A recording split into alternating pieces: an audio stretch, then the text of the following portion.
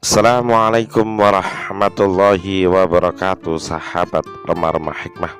Semoga kita semua selalu berbahagia. Kali ini saya akan menceritakan 15 keutamaan Abu Bakar As-Siddiq, yang tentu saja ini hanya sebagian kecil dari keutamaan beliau. Selamat menikmati. Abu Bakar adalah manusia terbaik setelah Nabi Muhammad SAW dari golongan umat beliau. Ibnu Umar radhiyallahu an berkata, kami pernah memilih orang terbaik di masa Nabi SAW. Kami pun memilih Abu Bakar. Setelah itu Umar bin Khattab, lalu Utsman bin Affan radhiyallahu an. Beliau juga orang yang paling pertama beriman kepada Rasulullah SAW dan ikut menemani Rasulullah SAW dan membenarkan setiap perkataan beliau. Hal ini terus berlanjut selama Rasulullah tinggal di Mekah, walaupun banyak gangguan yang datang. Kedua, Abu Bakar adalah orang yang menemani Nabi Muhammad SAW di Gua Sur ketika dikejar-kejar kaum Quraisy. Allah Ta'ala berfirman, salah seorang dari dua orang ketika keduanya berada dalam gua, di waktu dia berkata kepada temannya, janganlah kamu bersedih, sesungguhnya Allah bersama kita. Dalam Sahih Bukhari dan Muslim, Abu Bakar berkata kepadanya, ketika berada di dalam gua, aku melihat kaki orang-orang musyrik berada di dekat kepala kami.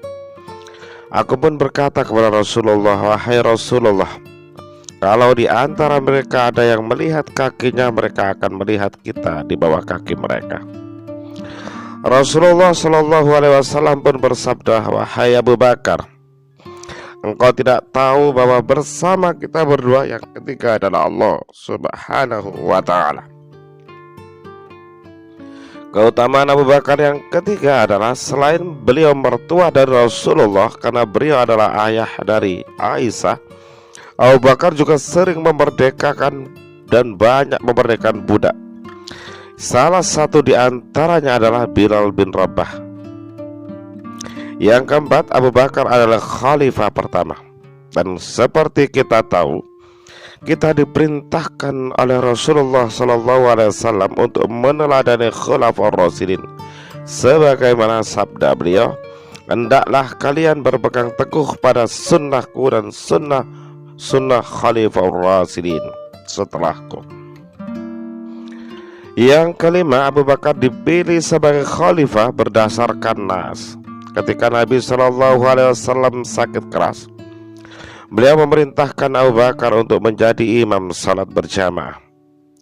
Dari Aisyah radhiyallahu an, ketika Nabi SAW menjelang wafat, bila datang meminta izin untuk memulai salat, Rasulullah pun bersabda pada Bilal, perintahkan Abu Bakar untuk menjadi imam dan salatlah. Aisyah pun berkata, Abu Bakar itu orang yang terlalu lembut. Kalau ia imami salat, ia mudah menangis. Jika ia menggantikan posisimu, ia akan mudah menangis sehingga sulit menyelesaikan bacaan Al-Qur'annya. Tapi Nabi tetap berkata, perintahkan Abu Bakar untuk menjadi imam salat. Aisyah lalu berkata hal yang sama dan Rasulullah pun mengatakan hal yang sama lagi sampai ketiga atau keempat kalinya. Rasulullah pun akhirnya berkata, sesungguhnya kalian itu para wanita seperti wanita pada kisah Yusuf. Perintahkan Abu Bakar untuk menjadi imam dan salatlah. Umar bin Khattab pernah berkata, apakah kalian tidak ridha Abu Bakar dalam masalah dunia? Padahal Rasulullah SAW telah ridha kepadanya dalam masalah agama, yakni di dalam mengimami salat jamaah. Umat Muhammad diperintahkan untuk meneladani Abu Bakar. Nabi SAW, ikutilah jalan orang-orang yang sepeninggalku, yaitu Abu Bakar dan Umar. Yang ketujuh, Abu Bakar adalah seorang mufti di masa Rasulullah SAW. Diriwayatkan dalam Bukhari dan Muslim, Abu Bakar As-Siddiq mengutusku dalam sebuah ibadah haji yang terjadi sebelum haji wada, di mana beliau ditugaskan oleh Rasulullah untuk menjadi Amirul Hajj. Ia mengutusku untuk mengumumkan kepada sekelompok orang di hari raya Idul Adha bahwa orang musyrik tidak boleh lagi berhaji setelah tahun itu, dan tidak boleh lagi bertawaf di Ka'bah dalam keadaan telanjang. Abu Bakar juga sebagai pemegang bendera Nabi ketika dalam perang Tabuk. Yang kedelapan, Abu Bakar menginfakkan seluruh hartanya ketika Rasulullah SAW menganjurkan sedekah. Umar radhiyallahu an berkata, Rasulullah memerintahkan kami bersedekah, maka kami pun melaksanakannya. Umar berkata dalam hati, semoga hari ini aku bisa mengalahkan Abu Bakar. Aku pun membawa setengah dari seluruh hartaku. Sampai Rasulullah SAW bertanya, wahai Umar, apa yang kau sisakan untuk keluargamu? Aku pun menjawab, semisal dengan ini ya Rasulullah. Lalu Abu Bakar datang membawa seluruh hartanya. Rasulullah SAW bertanya pada beliau, wahai Abu Bakar, apa yang kau sisakan untuk keluargamu?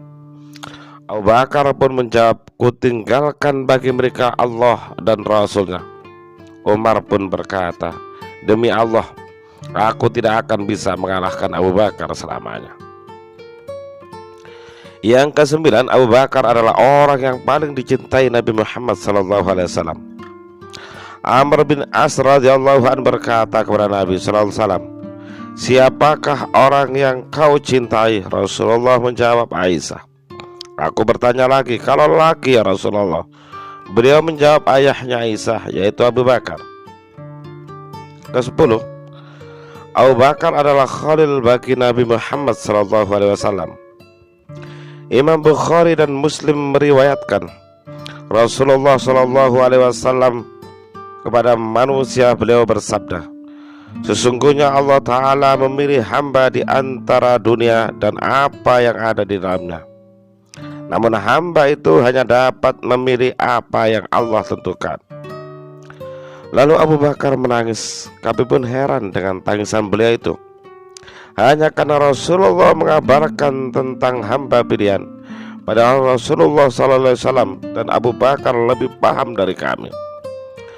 Lalu Rasulullah SAW bersabda, sesungguhnya orang yang sangat besar jasanya padaku dalam kedekatan dan kerelaan mengeluarkan harta ialah Abu Bakar.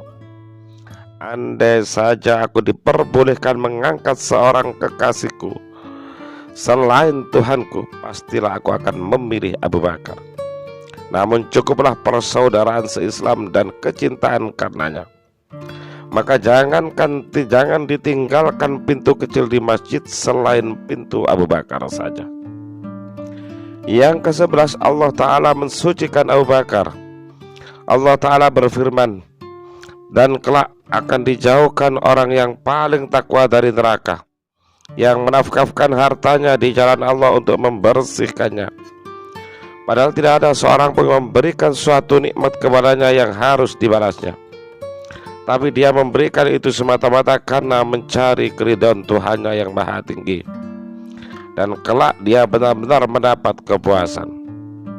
Ayat ini diturunkan berkenaan dengan Abu Bakar.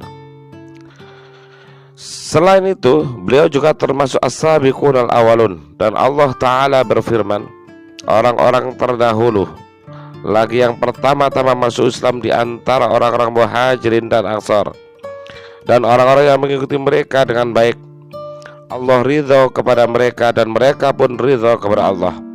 Dan Allah menyediakan bagi mereka surga-surga yang mengalir sungai-sungai di dalamnya. Mereka kekal di dalamnya selama-lamanya. Itulah kemenangan yang besar. Ke-12, Nabi Muhammad SAW membersihkan Abu Bakar. Saat Rasulullah bersabda, barang siapa yang membiarkan kainnya terjulur karena sombong, tidak akan dilihat oleh Allah pada hari kiamat. Abu Bakar pun berkata, sesungguhnya salah satu sisi sarungku melolot, kecuali aku ikat dengan baik. Rasulullah lalu berkata kepada Abu Bakar, engkau tidak melakukannya karena sombong. Ke-13, Abu Bakar melakukan banyak perbuatan mulia dalam sehari. Imam Muslim meriwayatkan hadis dari Abu Hurairah bahwa Nabi SAW bertanya,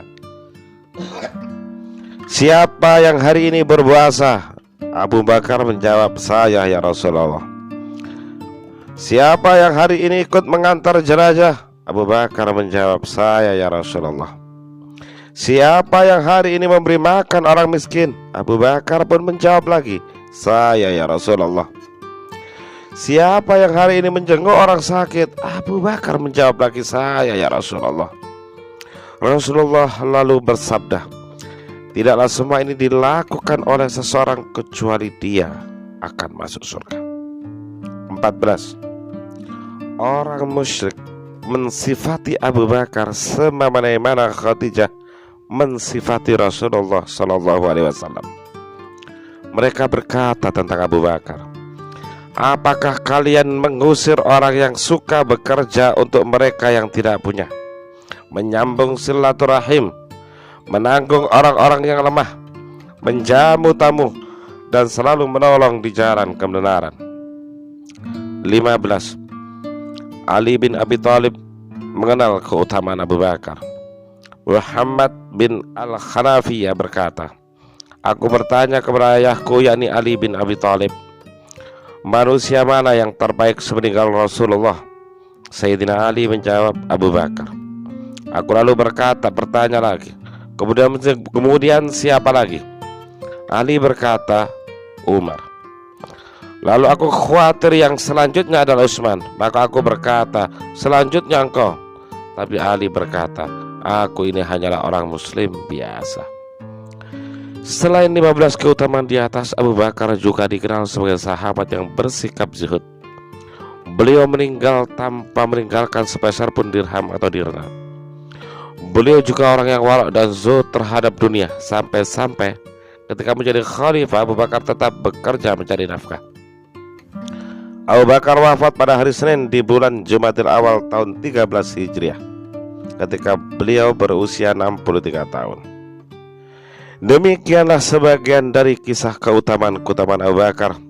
Terima kasih dan jangan lupa mengikuti kisah selanjutnya masih di channel Remah-Remah Hikmah. Wassalamualaikum warahmatullahi wabarakatuh.